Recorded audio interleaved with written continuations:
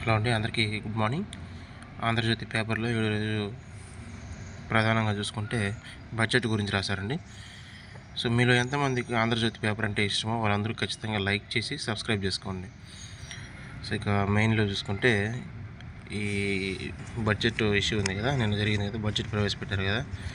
So దాని గురించి రాశారనమాట. ఇది భవిష్యత్తు దర్శిని దీర్ఘకాలిక లక్ష్యాల సాధనకు దార్శిక పత్రం. గత ప్రభుత్వంలో విధ్వంసం, ఇప్పుడు వికాసం, పెట్టుబడిదారులను తిరిగి రప్పిస్తున్నాం.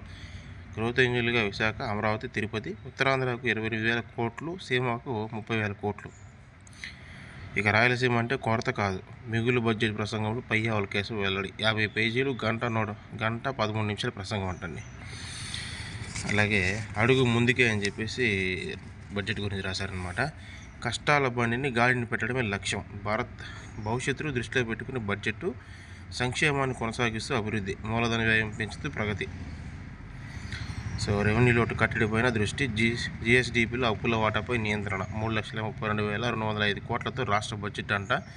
2025-2026 కంటే 10,000 కోట్ల పెంపు. కేంద్ర నిధులు వాస్తవిక అంచనా. రెవెన్యూ వ్యయం 2,56,142 కోట్లు అంటండి. సో అందులో సంక్షేమ వ్యయం వాటానే 23% అంట. చూడండి, దాదాపుగా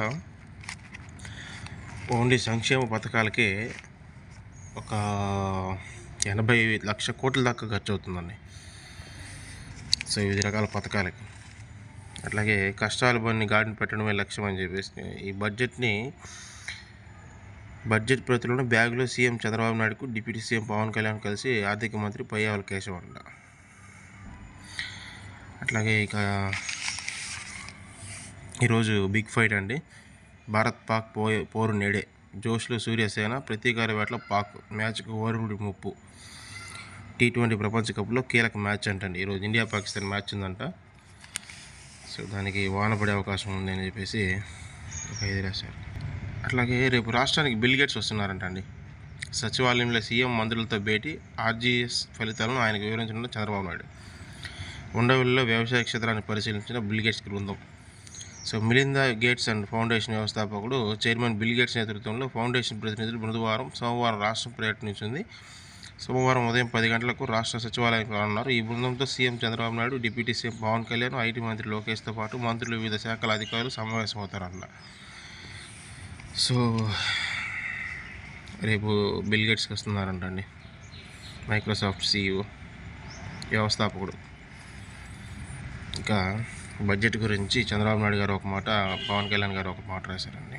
విధ్వంసం నుంచి ఇప్పుడిప్పుడే గాలిలోకి, కేంద్ర సహకారంతో మెరుగైన బడ్జెట్ అని చెప్పి సీఎం చంద్రబాబు నాయుడు అన్నారంట. అట్లాగే ప్రస్తుత పరిస్థితుల్లో సమతౌల్యం, అన్ని రంగాలకు న్యాయం, ఆదాయం తక్కువ, ఖర్చులు ఎక్కువ, సమస్యలు ఇంకా చాలా ఉన్నాయి. వ్యవసాయం నుంచి రాబడి పెరగాలి, సేవల ఆదాయము పెరగాలి. 2-3 ఏళ్లలో అమరావతిలో కొంచెం రూపు వస్తుందంట. రాజధానిదారుల్ని హైవేకు అనుసంధానిస్తామని రాయాలి. సేమ్ మొక్క చిత్రం మార్చింది మేమే సీఎం చంద్రబాబు నాయుడు. అట్లాగే గ్రామం నుంచి గ్లోబల్కు 360 డిగ్రీల గ్రోత్ మోడల్ బడ్జెట్. అన్ని వర్గాలకు సమప్రాధాన్యం, సంక్షేమంతో కూడిన అభివృద్ధి ఫలాలని చెప్పేసి డిప్యూటీ సీఎం పవన్ కళ్యాణ్ గారు అన్నారండి. ఇంకా కృత్రిమ మేధే కాదు, మానవ సంబంధాలు ముఖ్యమే. అందుకే ప్రజాప్రతినిధులతో ఆత్మీయ భేటీలు. దీనివల్ల వ్యక్తిగత బంధం పెరుగుతుంది. ఇకపై ఏటా ఇలాంటి సమావేశాలు జరుగుతాయి. దీన్ని ప్రధాని నుంచి నేర్చుకున్నాను. బీజేపీ ABC సిద్ధాంతాన్ని బలంగా నమ్ముతాం. నిత్యం ప్రజలతో మమేకానికి ప్రయత్నం చేస్తున్నాం. పార్టీ నేతలు కూడా ఇదే పాటించాలని చెప్పేసి నిన్న లోకేష్ గారు ఒక సూచన చేశారండి. అలాగే కాంగ్రెస్ వల్లే ప్రమాదం, దేశ భద్రత.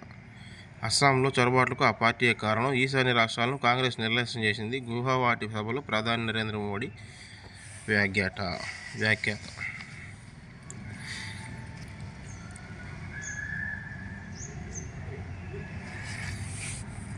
అట్లాగే కాంగ్రెస్ అపోజిషన్ పార్టీ ఉంది కదా సెంట్రల్లో, CECపై వాళ్ళు అభిశంసన తీర్మానం పెట్టనున్నారంటండి.